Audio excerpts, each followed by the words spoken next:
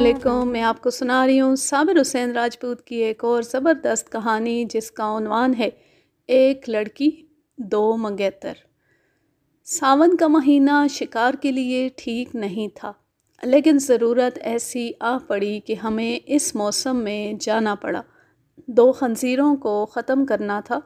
आपने अखबारों में कई बार पढ़ा होगा कि पंजाब और बहावलपुर के सरहदी इलाके में खंजीरों ने धावा बोल दिया और फसल बर्बाद कर गए। अगर खंजीर चंद एक हों तो देहात के लोग खुद ही उन्हें मार देते हैं। उन्हें बंदूकों और राइफलों से ही मारा जा सकता है। कभी कभी खंजीर इतने ज़्यादा आ जाते हैं कि देहाती अपने ज़िले के डिप्टी कमिश्नर से दरख्वास्त करते हैं कि उन्हें खंजीरों से निजात दिलाई जाए। ऐसा कई बार हुआ है कि सरहद के इलाकों में हुकूमत ने खंजीरों को तल्फ़ करने की बाकायदा मुहिम चलाई। ये खंजीर भारत की तरफ से आते हैं, हालांकि मशरक़ी पंजाब में मग़रबी पंजाब जैसे फसल होते हैं। मेरा ख़्याल है कि जिस तरह भारत सरकार तोसी पसंद है, इसी तरह भारतीय खंजीर भी पड़ोसी मुल्क की खेतियों को अपनी खेतियाँ समझते हैं। हमें इस मनहूस जानवर के शिकार का कभी तजर्बा नहीं हुआ था। इसकी हमने बड़ी ही खौफनाक कहानियाँ सुनी थी, जिनमें बास पुरस्रार भी थीं। मैं जब भी शिकार की कहानी लिखने बैठा तो मुझे ये वाक़या याद आया, लेकिन ये सोचकर ना लिखा कि पढ़ने वाले ऐसे जानवर का ज़िक्र पसंद नहीं करेंगे। मैं अब भी ना सुनाता, लेकिन कुछ दिनों से दिल पर गम का ऐसा बोझ पड़ा हुआ है कि उसे हल्का करना ज़रूरी हो गया है। उस शिकार के बाद एक और वाक़या हो गया था। उस वाक़ये का ताल्लुक़ जिन लोगों के साथ था, उनमें से सिर्फ़ एक औरत ज़िंदा थी। कुछ दिन हुए वो भी फ़ौत हो गई है। मैंने इस कहानी को उसके साथ दफन करना मुनासिब नहीं समझा। मैं उस वक्त लड़का या नौजवान नहीं रहा था, बल्कि दो लड़कों और एक लड़की का बाप बन चुका था। मेरे वालिदैन ज़िंदा थे, इसलिए मैं अभी तक अपने आप को नादान लड़का ही समझा करता था। ये तजर्बा कई लोगों को हुआ होगा कि अपनी उम्र खा 50 साल और इससे भी ऊपर हो जाए और वालिदैन ज़िंदा हों तो इंसान अपने आप को बच्चा ही समझता रहता है। उनकी वफ़ात के साथ ही इंसान यकलख्त बड़ा बल्कि बूढ़ा हो जाता है। एक बार तो ज़मीन हिल जाती है। मैं 32-33 साल की उम्र में लड़का ही था। कुत्तों ने बड़ा होने ही ना दिया। मैं 2 कुत्ते बदल चुका था और जो जंजीर मेरे गले में पड़ी रहती थी वो भी बदल गई। वो इस तरह कि पहले माँ थी जो शिकार पर जाते मेरे गले पड़ती थी, फिर बीवी आ गई और मेरा बड़ा लड़का 9-10 साल का हो गया। मैं शिकार के लिए घर से निकलता तो वो साथ जाने की ज़िद करने लगता था। उससे छोटा जो 4-5 साल का था, बड़े भाई की तरह मेरी टांगों से नहीं लिपटता था। वो मुझसे पहले दौड़कर दरवाजे से बाहर निकल जाता और नारा लगाता था, मैं भी जा रहा हूँ। उन्हें तरह तरह के लालच देकर जान छुड़ाता था। ना उनकी माँ मेरी मदद करती थी, ना मेरी माँ। वो तो चाहती यही थी कि मैं शिकार का खप्त दिमाग से निकाल दूँ, मगर अब ये खप्त पक्का हो गया था। एक रोज़ माँ ने कहा कि कुत्तों की यारी नहीं छोड़नी थी तो बच्चे पैदा नहीं करने थे। मैंने माँ से तो कुछ ना कहा, अपने आप से कहा कि शिकार तो नहीं छूटता, बच्चे पैदा करने छोड़ दूँगा। एक रोज़ 2 आदमी हमारे गांव में आए। वो 13-14 मील दूर के एक गांव के रहने वाले थे। उस वक्त तक हमारे कुत्ते मशहूर हो गए थे। उन आदमियों ने बताया कि उनके गांव के करीब एक वीराने में कहीं से 2 खंजीर आ गए हैं और उन्होंने वहां से गुजरने वालों पर हमले शुरू कर दिए। उन्होंने पहला हमला एक फ़ौजी पर किया था। वो छुट्टी लेकर आया हुआ था और उस रास्ते से गुज़र रहा था। पीछे से एक खंजीर दौड़ता आया। उस कमबख्त की रफ़्तार बड़ी तेज़ होती है। उसके कदमों की आवाज़ घोड़े जैसी तो नहीं होती कि दूर से सुनाई देती, और ये फ़ौजी अपने बचाव का बंदोबस्त कर लेता। खंजीर के पाँव नरम होते। फ़ौजी को बड़ी हल्की सी आवाज़ आई तो उसने पीछे देखा। खंजीर उससे 8-10 कदम दूर था। फ़ौजी संभल ना सका। खंजीर उसके साथ टकरा कर आगे निकल गया। उन आदमियों ने हमें बताया कि फ़ौजी जवान उस टक्कर से कुछ दूर जा पड़ा और उसने यूँ महसूस किया जैसे उसकी एक टांग जिस्म से अलग हो गई हो। وہ اٹھ رہا تھا تو خنزیر آگے جا کر پھر واپس آیا اور فوجی کے ساتھ اپنا پہلو ٹکرا کر آگے نکل گیا۔ اب فوجی کی پیٹھ پر چوٹ لگی تھی، اس پر غشی طاری ہونے لگی۔ اتفاق سے دو آدمی گھوڑوں پر سوار ذرا دور سے گزر رہے تھے۔ انہوں نے دیکھ لیا اور گھوڑے اس کی طرف دوڑا دیے۔ خنزیر کہیں غائب ہو گیا۔ دونوں سوار فوجی کو اٹھا کر اس کے گاؤں لے گئے۔ چند دنوں بعد 3-4 عورتیں ادھر سے گزریں تو خنزیر نے ان پر اسی طرح حملہ کر دیا۔ ان میں سے ایک کو خنزیر نے ٹکر مار کر گرایا اور آگے چلا گیا۔ دور سے واپس آیا تو عورتوں نے ہوش ٹھکانے رکھے۔ وہ الگ الگ ہو گئیں اور ہر ایک نے پتھر اٹھا لیے۔ وہ قریب آیا تو سب نے اسے پتھر مارے۔ وہ رک گیا اور بھاگ گیا، لیکن ایک عورت کو چلنے سے معذور کر گیا۔ خنزیر درندہ نہیں ہوتا، نہ درندوں کی طرح حملہ کرتا ہے اور چیرتا پھاڑتا بھی نہیں۔ یہ جانور آپ کی طرف سیدھا دوڑتا آتا ہے اور اس کی رفتار بہت تیز ہوتی ہے۔ اگر آپ اس کے راستے میں کھڑے رہیں تو اپنا ایک پہلو آپ کے ساتھ ٹکراتا یا رگڑتا آگے نکل جائے گا، دور جا کر پھر واپس آئے گا۔ اس کا جسم وزنی اور ٹانگیں پتلی پتلی اور چھوٹی ہوتی ہیں، اس کی گردن تو ہوتی ہی نہیں۔ یہ جب سیدھا دوڑتا آتا ہے تو آپ کھڑے رہیں، قریب آئے تو ایک طرف ہٹ جائیں، وہ سیدھا آگے نکل جائے گا۔ وہ کتوں اور بھیڑیوں وغیرہ کی طرح فوراً رک نہیں سکتا، نہ ہی دائیں بائیں فوراً مڑ سکتا ہے۔ مڑنے کے لیے اسے دور کا چکر لگانا پڑتا ہے۔ آپ نے فلموں میں بل فائٹنگ دیکھی ہوگی، بیل قریب آتا ہے تو بل فائٹر ایک طرف ہٹ جاتا ہے۔ خنزیروں کی کئی قسمیں، ایک قسم سب سے زیادہ خطرناک ہے۔ اس کے سر پر نہیں بلکہ ناک کے قریب 2 نوکیلے سینگ ہوتے ہیں۔ اس خنزیر کی زد میں کوئی جانور یا انسان آ جائے تو سینگ جسم میں اتر جاتا ہے یا جسم کو کاٹ جاتا ہے۔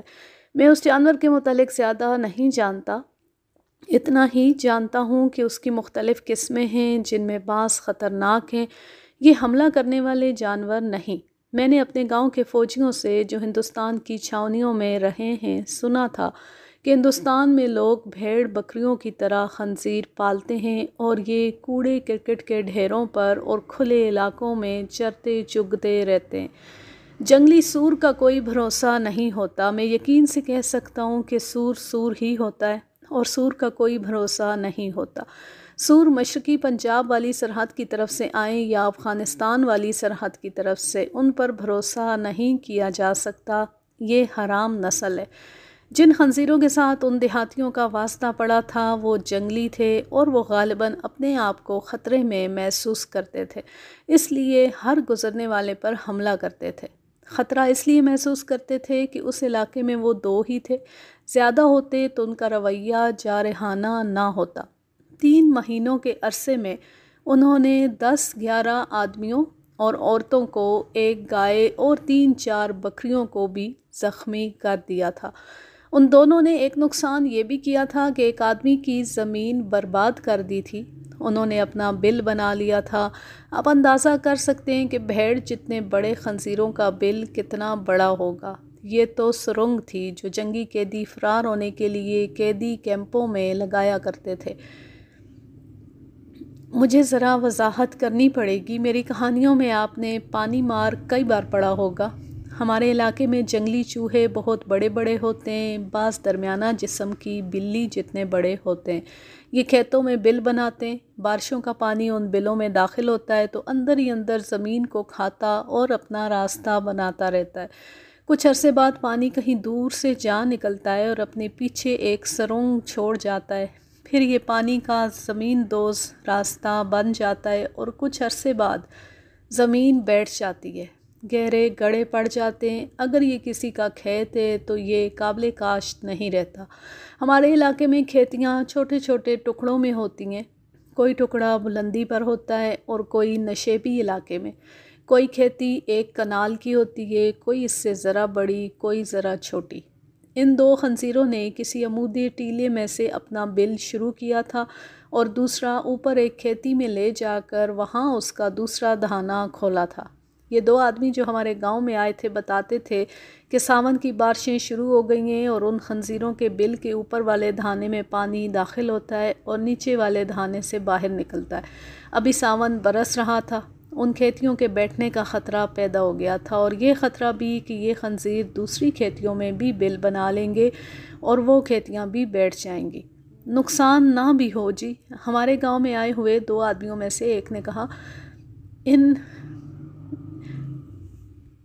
ان جانوروں نے، جن کا نام بھی زبان پر نہیں لانا چاہیے، کسی آدمی یا مویشی پر حملہ نہ بھی کیا ہو تو بھی ناپاک اور حرام چیز کا کھیتیوں کے نیچے رہنا اور فصل میں منہ مارنا ٹھیک نہیں۔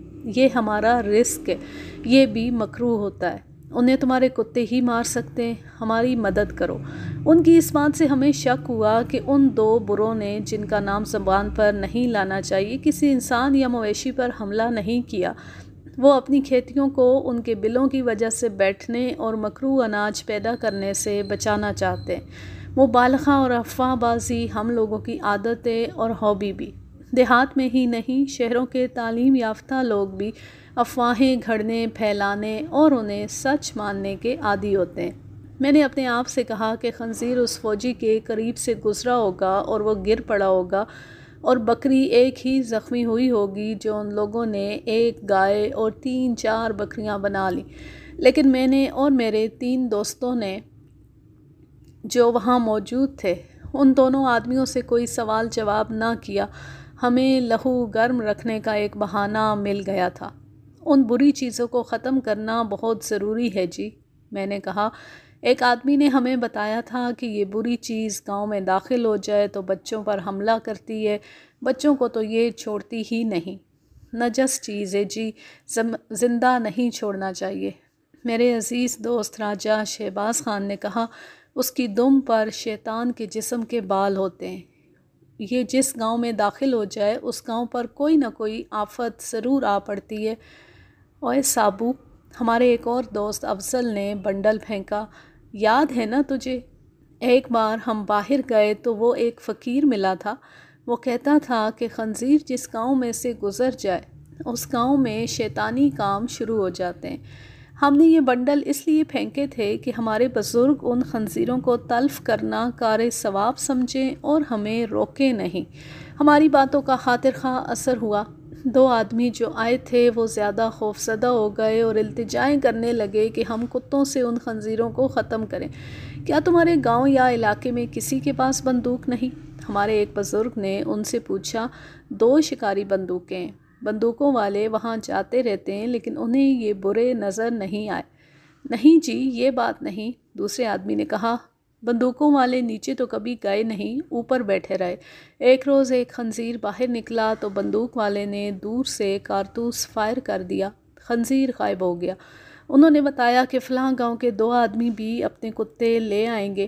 انہوں نے انہیں کہا تھا کہ 2 کتے کافی نہیں، کہیں سے شکاری کتے آ جائیں تو ان بروں کو مارنا آسان ہو جائے گا۔ دن مقرر کر لیا گیا۔ خطرہ موسم کا تھا۔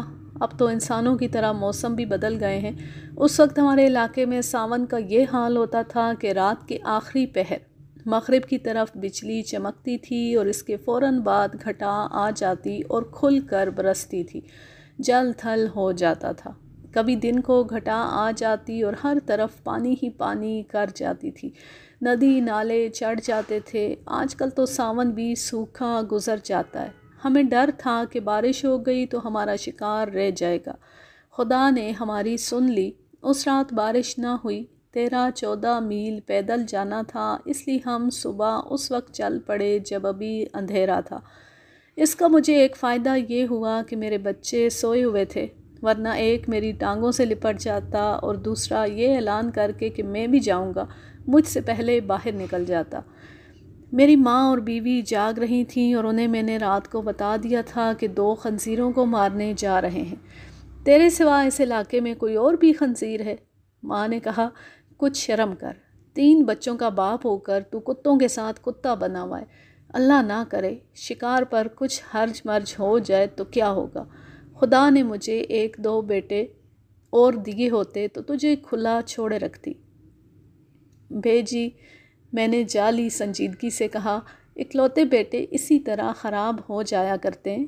اب صبر شکر کے سوا اور آپ کیا کر سکتی ہیں؟ ماں کر تو کچھ نہیں سکتی تھی، لیکن جو کچھ وہ کہہ سکتی تھی وہ سب کچھ اس نے کہا۔ چونکہ میرے والد صاحب بھی وہاں حاضر تھے، اس لیے ماں نے انہیں آنتے جرم میں خوب سنائی۔ والد صاحب نے خندہ پیشانی سے سنی، خندہ پیشانی بھی ایسی کہ ان کا خندہ میری ماں نے سن لیا۔ پھر یوں ہوا کہ اس رات بارش تو نہ برسی، لیکن ماں ایسی برسی کہ میں آج بھی نہیں بھولا۔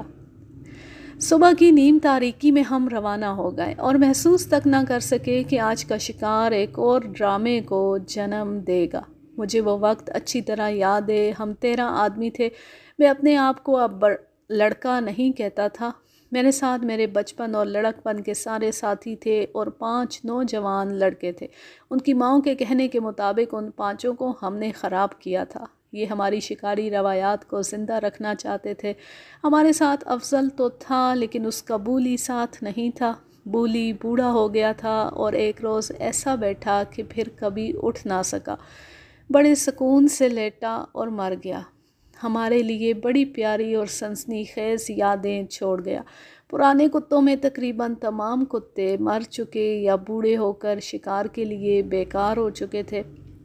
ہمارے 5 نوجوان ساتھیوں میں 3 ایسے تھے جن کے متعلق شک تھا کہ نہیں آئیں گے یا ان میں سے ایک شکار کو چلے گا۔ ان کی آپس میں ناچاکی تھی۔ ایک کا نام محمد علی تھا اور دوسرے کا مجید۔ ان کی آپس کی دشمنی یہ تھی کہ محمد علی کی منگیتر مجید کو دے دی گئی تھی۔ شادی نہیں ہوئی تھی۔ پہلی منگنی توڑ کر دوسری منگنی کر دی گئی تھی۔ دیہات میں اب بھی یہ رواج موجود ہے کہ بچپن میں ہی منگنی کر دی جاتی ہے۔ رواج تو یہ رہا ہے کہ کسی اپنے عزیز رشتہ دار کے گھر لڑکی پیدا ہوئی تو رشتے کی خواہش مند ماں بچی کی کلائی سے دھاگا باندھ آئی۔ اس طرح لڑکی بک کر لی جاتی تھی۔ یوں بھی ہوتا تھا کہ بچی پیدا ہوئی اور چند دنوں بعد اپنے کسی رشتہ دار کے ہاں لڑکا پیدا ہوا تو بچی کی ماں بچے کی کلائی سے دھاگا باندھ آئی، پھر باقاعدہ منگنی کر دی جاتی تھی۔ محمد علی کی منگنی بچپن میں ہی ایک لڑکی کے ساتھ کر دی گئی تھی۔ آپ نے فلموں میں دیکھا ہوگا اور افسانوں میں پڑھا ہوگا کہ والدین نے بچپن میں لڑکی لڑکے کی منگنی کر دی، لیکن لڑکی لڑکا جوان ہوئے تو لڑکی کسی اور کو چاہنے لگی اور لڑکا کسی اور کو چاہنے لگا اور فلمی کہانی بن گئی۔ لیکن محمد علی اور اس کی منگیتر کا سلسلہ ٹھیک رہا۔ وہ جب چھوٹے تھے تو اکٹھے کھیلتے رہے، مگر 9-10 سال کی عمر کو پہنچے تو انہیں اکٹھے کھیلنے سے منع کر دیا گیا۔ اس پابندی کی وجہ انہیں بتا دی گئی۔ اس پابندی نے ان دونوں میں محبت پیدا کر دی۔ پھر محمد علی 18-19 سال کا ہو گیا۔ منگیتر اس سے 1-8 سال چھوٹی تھی۔ وہ دور سے ایک دوسرے کو دیکھ لیتے اور مسکرا کر ایک دوسرے کو محبت کا یقین دلاتے تھے۔ لڑکی محمد علی کو کبھی کوئی تحفہ ایک عورت کے ہاتھ چوری چھپے بھیج دیتی تھی۔ اس کے جواب میں محمد علی اسے ریشمی رومال اور کبھی شہر سے کانچ کی چوڑیاں لا کر بھیجا کرتا تھا۔ معمولی سی ایک بات پر محمد علی اور اس کے منگیتر کے خاندان میں ناچاکی ہو گئی۔ دیہات میں مذاکرات اور فائر بندی نہیں ہوا کرتی۔ نہلے پر دہلا پھینکا جاتا ہے اور صلح صفائی کی بات کرنے والے کو بزدل سمجھا جاتا ہے۔ ان خاندانوں میں بھی ایسے ہی ہوا۔ معمولی سی بات بڑھتے بڑھتے بہت بڑی ہو گئی۔ ہر گاؤں اور ہر شہر کے ہر محلے میں اور ہر برادری میں ایک تیسری پارٹی ضرور ہوتی ہے جو جلتی پر تیل ڈالنے کا کام کرتی ہے۔ یہاں بھی ایک تیسری پارٹی تھی۔ ہم دیکھ رہے تھے کہ یہ پارٹی درپردہ دونوں خاندانوں میں ناچاکی بڑھا رہی تھی۔ اس پارٹی کا اس میں مفاد تھا۔ معاملہ یہاں تک پہنچ گیا کہ لڑکی والوں نے منگنی منسوخ کر دی۔ یہ ایک انتہائی اقدام ہوتا ہے، اس پر خون خرابہ بھی ہو جاتا ہے۔ یہاں تو یہ نہ ہوا لیکن دشمنی پکی ہو گئی۔ لڑکی والوں نے انگوٹھی اور کپڑے واپس کر دیے۔ 1 مہینہ ہی گزرا ہوگا کہ لڑکی کی منگنی مجید کے ساتھ کر دی گئی۔ مجید کی ماں اور اس کی بڑی بہن وہ تیسری پارٹی تھی جس کا میں نے ذکر کیا۔ یہ دونوں عورتیں لالچی سی تھیں اور لڑکی والے روپے پیسے والے لوگ تھے۔ یہ میری ذات کے تھے۔ مجید کی ماں بہن اس لڑکی کا رشتہ مجید کے لیے چاہتی تھیں۔ ایک تو لڑکی بہت خوبصورت تھی، دوسرے جہیز اور زیور وغیرہ زیادہ ملنے تھے۔ محمد علی اور مجید کے خاندانوں میں بھی دشمنی پیدا ہو گئی کیونکہ محمد علی کے گھر جانے والی بہو مجید کے گھر جا رہی تھی۔ مجید خوبصورت جوان تھا۔ محمد علی بھی جسم کے لحاظ سے اچھا جوان تھا، لیکن مجید کے مقابلے میں شکل و صورت اور رنگت کے لحاظ سے کچھ نہیں تھا۔ ویسے زندہ دل اور پھرتیلا جوان تھا۔ مجید نے یہ اچھی حرکت شروع کر دی کہ یہ کہنا شروع کر دیا کہ محمد علی اتنی حسین لڑکی کے قابل نہیں تھا اور لڑکی اسے پسند نہیں کرتی تھی۔ مجید نے یہ بھی کہا کہ لڑکی اسے چاہتی تھی۔ اس وجہ سے محمد علی اور مجید میں دشمنی پیدا ہو گئی۔ میں نے اوپر لکھا ہے کہ 5 نوجوانوں میں سے 3 کے متعلق شک تھا کہ ہمارے ساتھ نہیں آئیں گے۔ 2 کا تو ذکر کر چکا ہوں۔ تیسرا اس لڑکی کا چھوٹا بھائی تھا۔ اس کی عمر 16-17 سال تھی، خود بھی خوبصورت تھا اور اس کا کتا بھی اچھی نسل کا تھا۔ اس نے مجھے 1 روز پہلے بتایا تھا کہ وہ بھی ہمارے ساتھ جائے گا۔ مجھے معلوم تھا کہ محمد علی اور مجید بھی جا رہے ہیں۔ میں نے اسے کہا کہ وہ نہ جائے کیونکہ محمد علی اور مجید بھی جا رہے ہیں، کہیں ایسا نہ ہو کہ ان دونوں کے درمیان کوئی ایسی ویسی بات ہو جائے تو وہ بھی لڑائی جھگڑے میں شامل ہو جائے، پھر ہمارے لیے مشکل پیدا ہو جائے گی۔ نہ چاچا، اس نے کہا، میں تمہارے ساتھ ضرور جاؤں گا۔ میں وعدہ کرتا ہوں کہ ان کے درمیان کچھ ہو گیا تو میں دخل نہیں دوں گا۔ میں اسے نہ روک سکا۔ اپنی عمر کے ساتھیوں سے میں نے بات کی۔ یہ ہم بڑوں کی ذمہ داری تھی کہ چھوٹوں کا خیال رکھتے۔ پہلے 2-3 ایسے واقعات ہو چکے تھے، لیکن ہم کسی کو روک نہیں سکتے تھے۔ انہیں روکنا ان کے ماں باپ کا کام تھا۔ آخر وہ تینوں ہمارے ساتھ چل پڑے۔ میں نے اور شہباز خان نے تینوں کو الگ الگ سمجھایا کہ وہ ہمارے رنگ میں بھنگ نہ ڈالیں اور دشمنی کو گاؤں میں چھوڑ کے نکلیں۔ تینوں نے بڑا پکا وعدہ کیا کہ وہ ایک دوسرے کی طرف دیکھیں گے بھی نہیں۔ ہم چل پڑے۔ ان تینوں کو ہم نے الگ الگ رکھا۔ ہم نے کہیں اور پہنچنا تھا اور ہمارا پروگرام کچھ اور تھا، اس لیے ہم نے کتوں کی زنجیریں نہ اتاریں اور گپے مارتے ہنستے کودتے چلے گئے۔ ہم پھر نوجوان ہو گئے تھے۔ ساون کے بادل ٹکڑوں میں بٹے ہوئے ہماری طرح بھاگ دوڑ رہے تھے۔ کبھی دھوپ تیز ہو جاتی، کبھی بادل سایہ کر دیتے۔ ہمارا پسینہ بہہ رہا تھا، ہوا ٹھنڈی اور ہر طرف ہریالی تھی۔ ہم نے 3 برساتی نالے عبور کیے۔ انہیں ہم کس اور چھوٹی ندی کو کسی کہتے ہیں۔ برسات کا موسم ہونے کی وجہ سے ان میں پانی تھا، لیکن تھوڑا، جو بڑا اچھا لگتا تھا۔ بارش ہوتی تھی تو یہی کس سیلابی بن کر بڑے خوفناک ہو جاتے تھے۔ جہاں ان کے پاٹ تنگ تھے وہاں طغیانی قیامت برپا کرتی تھی۔ سانڈ اور بھینسے جیسے جانور بھی بے بس ہو کر ڈوب جاتے تھے۔ ہم جن قصوں میں سے گزر کر گئے ان میں سے ایک بہت ہی خطرناک تھا، کیونکہ ایک بڑا کس اور 2-3 چھوٹی کسیاں اس میں گرتی تھیں اور اسے سیلابی دریا بنا دیتی تھیں۔ ہم اس گاؤں میں پہنچ گئے جس کے 2 آدمی ہمارے پاس آئے تھے۔ 2 بڑی اچھی نسل کے شکاری کتے پہلے ہی وہاں موجود تھے۔ ہمارے میزبانوں نے ہماری خاطر تواضع خوب کی اور ہمیں خنزیروں والی جگہ لے گئے۔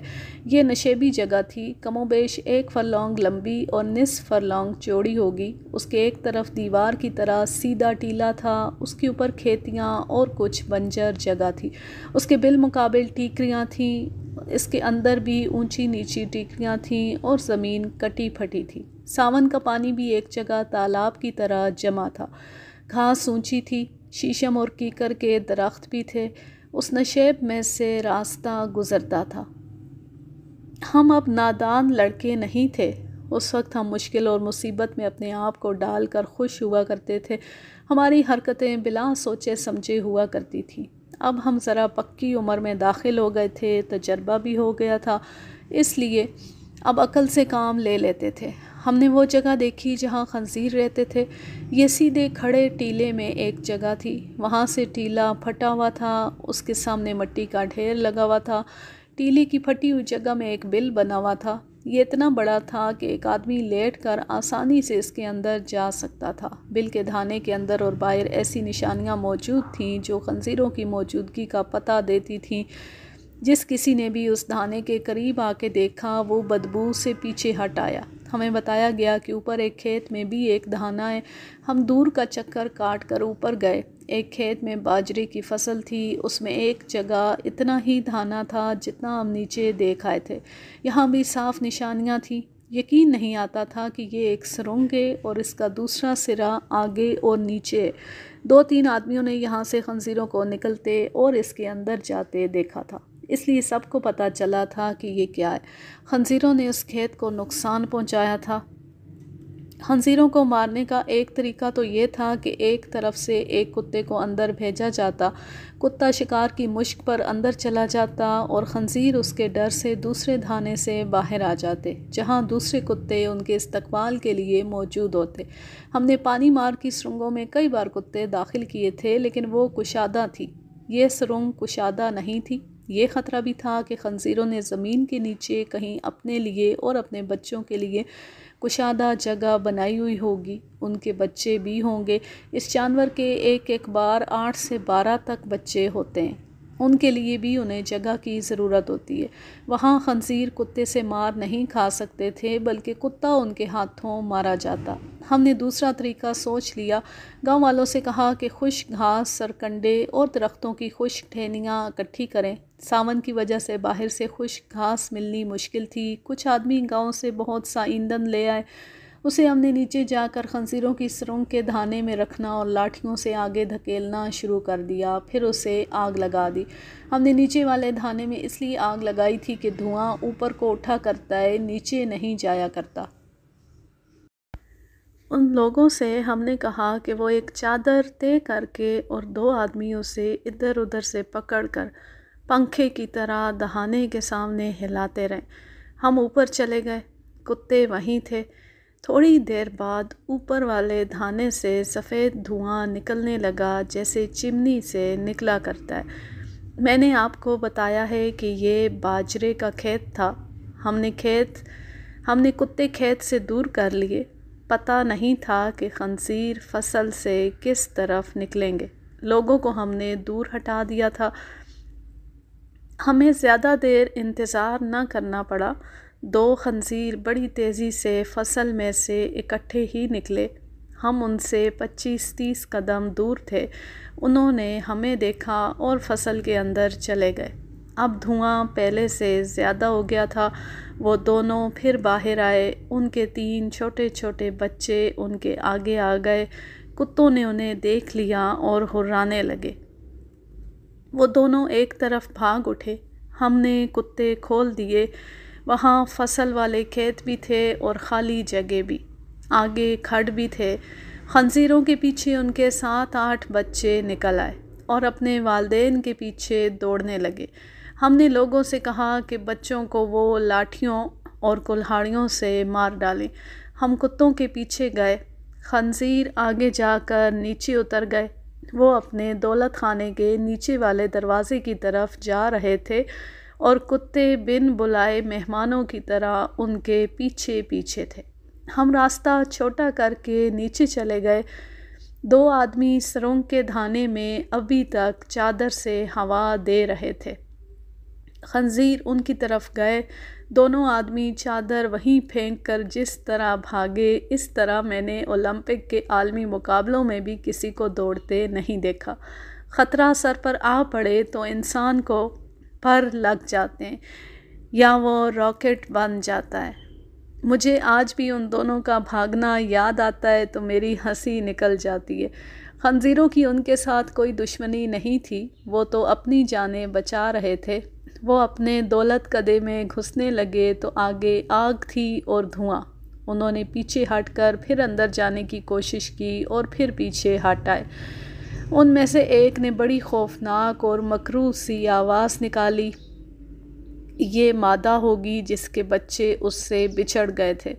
معلوم نہیں وہ اپنے بچوں کو بلا رہی تھی یا ہمیں گالیاں دے رہی تھی۔ انہوں نے دیر کر دی اور کتے پہنچ گئے۔ دونوں پر 3-3 4-4 کتوں نے حملہ کر دیا، لیکن ان میں کتوں سے زیادہ طاقت تھی اور خطرے میں ان کی طاقت اور زیادہ ہو گئی تھی۔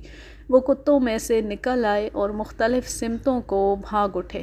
ہمارے کتے معمولی نہیں تھے، بھیڑیوں سے لڑنے والے کتے تھے۔ وہ 2 پارٹیوں میں تقسیم ہو کر ان کے پیچھے گئے۔ خنزیروں میں سے ایک نے زندگی کا آخری معرکہ لڑنے کے لیے بڑی جرأت کا مظاہرہ کیا۔ اس نے جب دیکھا کہ بھاگ نکلنے کا امکان ختم ہو چکا ہے تو وہ رک گیا اور انتہائی رفتار سے ایک کتے کی طرف دوڑا۔ اس کی ٹکر سے کتا لڑکتا اور لوٹ پوٹ ہوتا دور جا پڑا۔ اس کتے کا واویلا جگر خراش تھا۔ ہم نہ سمجھ سکے کہ کتے کو اس نے ٹکر ماری ہے یا سائیڈ ماری ہے۔ دوسرے نے بھی ایسے ہی کیا اور ایک کتے کو الٹا دیا، لیکن کتے زیادہ تھے۔ خنزیر پھر بھی مقابلے پر اتر آئے۔ دور جا کر وہ واپس آئے اور ایک ایک کتے کو اڑا دیا۔ تیسری بار انہوں نے یہی داؤ کھیلا تو کتوں نے انہیں پہلو سے حملہ کر کے الٹا دیا۔ پہلے تو ان کی ٹانگیں توڑیں، وہ اٹھے اور چلنے کے قابل بھی نہ رہے۔ کتوں کا کام آسان ہو گیا، انہوں نے زیادہ وقت نہ لیا اور ان کے پیٹ پھاڑ دیے۔ کتوں کو پکڑ لو، ایک آدمی نے بلند آواز سے کہا، پکڑ لو، پکڑ لو، یہ حرام چیز نہ کھائیں۔ کئی اور آدمیوں نے اس کی تائید میں کہا کہ کتوں کو حرام چیز نہ کھانے دینا۔ یہ لوگ کتوں کو حلالی سمجھ رہے تھے۔ ان حرام چیزوں کا خاتمہ ہو گیا۔ معلوم ہوا کہ ان کے 9 بچے تھے، انہیں لوگوں نے پتھروں اور لاٹھیوں سے مار ڈالا تھا۔ گاؤں والے ہمیں روک رہے تھے، کہتے تھے کہ ہم رات ان کے پاس گزاریں۔ ہم نے بڑی مشکل سے ان کا دوپہر کا کھانا قبول کیا۔ ہمیں 13-14 میل پیدل واپس جانا تھا اور موسم بھی بگڑ رہا تھا۔ کھانا کھا کر ہم چل پڑے۔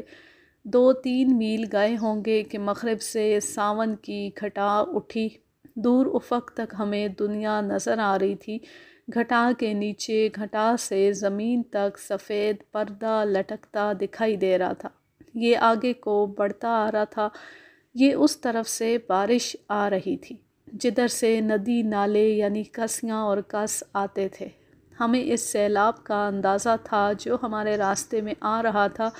بارش تو ہمیں اچھی لگتی تھی، نہاتے ہوئے جانا تھا۔ نصف میل اور گئے ہوں گے کہ بارش پہنچ گئی۔ بڑی زبردست بارش تھی۔ بے مزگی پیدا ہوئی کہ ساتھ آندھی چل پڑی اور یہ طوفان باد و بارہ بن گیا۔ اس میں اتنی شدت آ گئی کہ درخت دوہرے ہو رہے تھے۔ ہم چلتے گئے، رفتار بہت کم ہو گئی کیونکہ پھسلن تھی۔ ہم ایک کس میں سے گزر آئے، اس میں طغیانی آ گئی تھی۔ ہم اس جگہ سے گزرے جہاں پاٹ چوڑا تھا۔ اگلا کس دور تھا اور وہی زیادہ خطرناک تھا۔ ہمیں خطرہ نظر آ رہا تھا کہ اس تک پہنچتے اس کے کنارے بھی ڈوب چکے ہوں گے۔ ہمیں اس کا چوڑا پاٹ دیکھنا تھا۔ اس میں خطرہ یہ تھا کہ اس کے کنارے دیواروں کی طرح اونچے تھے۔ یہ مٹی کی دیواریں تھیں اور کچھ حصہ چٹانوں کا تھا۔ ان کے درمیان پاٹ بہت تنگ اور اس وجہ سے وہاں پانی گہرا بھی ہو جاتا تھا اور اس کا زور بہت زیادہ۔ اس تک پہنچے تو ہمارا آدھا راستہ طے ہو چکا تھا۔ باد و بارہ کا طوفان اگر بڑھ نہیں گیا تھا تو ذرا سا بھی کم نہیں ہوا تھا۔ آنکھیں نہیں کھلتی تھیں۔ ہم رکتے، زبردستی آنکھیں کھولتے، آگے دیکھتے اور چلتے تھے۔ ہماری زمین ہموار نہیں، گھاٹیاں اترتے چڑھتے ہم سب باری باری گرے اور اٹھ کر چل پڑے۔ بارش اور طوفان کا تو اپنا شور تھا، اس میں ایک اور شور شامل ہو گیا۔ یہ اس خطرناک کس کا تھا جس کا میں نے ذکر کیا۔ اس میں ایک گھاٹی اترتی تھی لیکن وہاں یہ کس اتنا تنگ تھا کہ پانی آدھی گھاٹی تک چڑھ آیا تھا۔ میں نے ادھر ادھر دیکھا، میرے ساتھ اپنا کتا اور ایک نوجوان لڑکا اور اس کا کتا تھا۔ میں نے اس سے پوچھا کہ سب کہاں چلے گئے؟ اسے بھی معلوم نہ تھا۔ یہ کوئی پریشانی والی بات نہیں تھی۔ طوفان ایسا تھا کہ ہم اکٹھے چل ہی نہیں سکتے تھے۔ مجھے کچھ پریشانی تو ان نوجوان لڑکوں کی تھی جو ہمارے ساتھ آئے تھے۔ ان کی نا تجربے کاری کا ڈر تھا۔ میرے ساتھ جو لڑکا تھا اسے میں نے اپنے ساتھ رکھا۔ اپنے دوسرے ساتھیوں کو تلاش کرنے کی ضرورت نہیں تھی، ان کے بھٹک جانے کا ڈر نہیں تھا۔ میں ایسی جگہ ڈھونڈنے کنارے کنارے چل پڑا جہاں پاٹ چوڑا ہو۔ یہ کس تھوڑے تھوڑے فاصلے پر مڑتا تھا۔ پانی کا جوش بہت زیادہ تھا۔ میں ایک نوجوان اور اس کے کتے کو کس طرح ساتھ لے کر پار چڑھا اور میرے دوسرے ساتھی کہاں کہاں سے پار چڑھے اور کیسے اکٹھے ہوئے یہ سنانا ضروری نہیں، میں آپ کو اصل واقعہ سناتا ہوں۔ بہت دور جا کر ہم ایک پگڈنڈی پر اکٹھے ہو گئے۔ یہ پگڈنڈی ہمارے گاؤں کو جاتی تھی۔ پہلے پہنچنے والے ساتھی دوسروں کے انتظار میں رک گئے تھے۔ طوفان کا زور ٹوٹ گیا تھا۔ سب نے باری باری بتایا کہ کون کہاں سے اور کس طرح پار چڑھائے۔ ہمارے دو ساتھی ابھی نہیں پہنچے تھے، ایک تھا محمد علی اور دوسرا محمد علی کی سابقہ منگیتر کا چھوٹا بھائی یوسف۔ یہ تو میں سنا چکا ہوں کہ محمد علی کی منگیتر کی منگنی توڑ کر منگنی مجید کے ساتھ کر دی گئی تھی، کیونکہ محمد علی اور اس کے منگیتر کے خاندانوں میں دشمنی پیدا ہو گئی تھی۔ اس لڑکی کے بھائی کا نام یوسف تھا، 16-17 سال کا بڑا خوبصورت لڑکا تھا۔ ہم ان کے انتظار میں رک گئے۔ ہم سب پر خاموشی طاری تھی، سب جانتے تھے کہ اس خاموشی کی وجہ کیا ہے، لیکن کوئی بھی یہ وجہ اپنی زبان پر نہیں لاتا تھا۔ ہمیں جو خطرہ گاؤں سے چلتے وقت محسوس ہوا تھا وہ سامنے آ گیا تھا۔ محمد علی اور یوسف کے درمیان خاندانی دشمنی تھی۔ محمد علی سے بچپن کی منگیتر چھن گئی تھی۔ نظر یہی آ رہا تھا کہ ان دونوں کے درمیان کوئی بات ہو گئی ہے اور محمد علی نے اپنی بے عزتی کا انتقام لے لیا ہے۔ مجھے یہ توقع تھی محمد علی کہیں سے آ نکلے گا اور یوسف کے متعلق لا علمی کا اظہار کرے گا۔ راجہ شہباز خان میرے قریب آیا اور آہستگی سے بولا، سابو وہی ہوا نا؟ اگر اس نے لاش کس میں پھینک دی ہے تو مشکل سے ہی ملے گی۔ کس کی لاش؟ یوسف کی لاش۔ محمد علی وار کر گیا ہے۔ ہم دونوں نے مجید کو اپنے پاس بلا کر کہا کہ چلو ان دونوں کو کہیں دیکھتے ہیں۔ مجید بالکل ہی چپ رہا۔ سب نے مل کر سوچا تو یہ فیصلہ ہوا کہ ان کا انتظار نہ کیا جائے۔ ہم سب ایک دوسرے سے الگ ہو گئے تھے اور یہاں آ کر اکٹھے ہوئے۔ وہ آگے چلے گئے ہوں گے، وہ بچے تو نہیں تھے۔ ہم چل پڑے۔ ہم اس طوفان میں بھی ہنستے کھیلتے جا رہے تھے، مگر اب ایسے لگتا تھا جیسے ہم جنازے کے ساتھ جا رہے ہوں۔ کچھ دور تک تو کسی نے کسی کے ساتھ کوئی بات نہ کی۔ پھر ہم 2-2 3-3 ہو کر باتیں کرنے لگے۔ ہر کوئی یہی کہتا تھا کہ خیریت نہیں۔ پھر ہم اکٹھے ہو گئے اور اس مسئلے پر باتیں کرنے لگے۔ میں مجید کی خاموشی پر حیران تھا۔ وہ صرف چپ ہی نہیں تھا بلکہ وہ ہم سب سے الگ ہو کر چلا جا رہا تھا۔ میں نے شہباز خان سے کہا، مجھے ایک اور وہم ہو رہا ہے۔ محمد علی اور یوسف کے درمیان کوئی بات ہو گئی ہوگی اور مجید بھی ساتھ ہوگا۔ مجید اور یوسف نے محمد علی کو مار کر سیلاب میں پھینک دیا ہوگا۔ ذرا دیکھو، مجید بات ہی نہیں کرتا۔ ایسا بھی ہو سکتا ہے، شہباز خان نے کہا۔ مجید نے یوسف سے کہا ہوگا کہ تم آپ کسی اور راستے سے گاؤں چلے جاؤ اور میں سب کے ساتھ چلتا ہوں تاکہ کسی کو شک نہ ہو۔ آج کے لیے بس اتنا ہی۔ اب میں لیتی ہوں آپ سے اجازت۔ جہاں رہیں خوش رہیں، شاد و آباد رہیں، ہنستے مسکراتے رہیں۔ اور اگر آپ کو یہ کہانی یا میرا انداز پسند آئے تو اس چینل کو سبسکرائب ضرور کر لیں اور بیل آئیکن کو ضرور پریس کریں تاکہ آنے والی ہر نیو ویڈیو کی نوٹیفیکیشن آپ کو بر وقت ملتی رہے۔ اللہ حافظ۔ اللہ نگہبان۔